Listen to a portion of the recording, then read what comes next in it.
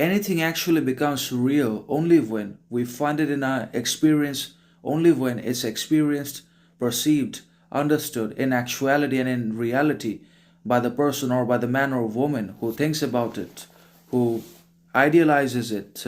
or who tries to think about it, cannot be brought into reality until and unless we have that thing in our experience, and until and unless that idea, subjective creation of the human mind, is experienced in real life conditions and concrete circumstances that can neither be considered real, nor truthful, nor practical, nor sovereign by anyone or anything in the world, not because it's not good of a subjective thinking, not because our subjective thinking and creations of the mind are devoid of, disconnected from, or isolated or divorced from reality, authenticity, good,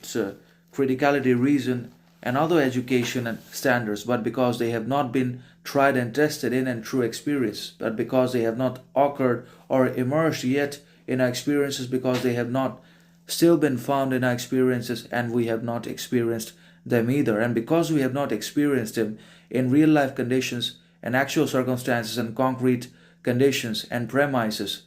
they cannot be considered to be still real, authentic, powerful, practical, reasonable, virtuous, whatever you want to call them. So nothing ever becomes real till it is experienced. Anything, something, or everything can only be considered to be real, authentic, powerful, concrete, practical only when they occur in experience, only when they are found in experience, and when we also have experienced them in our realities in one or another, and then only they can be considered real, otherwise not. Otherwise everything is delusion, otherwise everything is just a subjective idea, an idealistic creation of the human mind, of our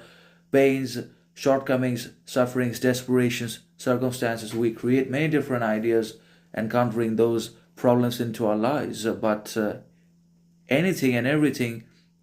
can have its own reality when it occurs in experience, when it emerges in experience, and when it is experienced by ourselves. And if it cannot be experienced by ourselves, if it cannot be accessed in real life conditions such as an idea, ideology, then it cannot be considered to have any reality, authenticity, practicality either. So anything becomes real when it's experienced, when it emerges and occurs in our experiences, otherwise not. So anything and everything can only be considered to be real, authentic, genuine, practical when it absolutely occurs in our experiences, when we are able to experience it, when it is experienced, otherwise not. Otherwise everything is vain, subjective idea, and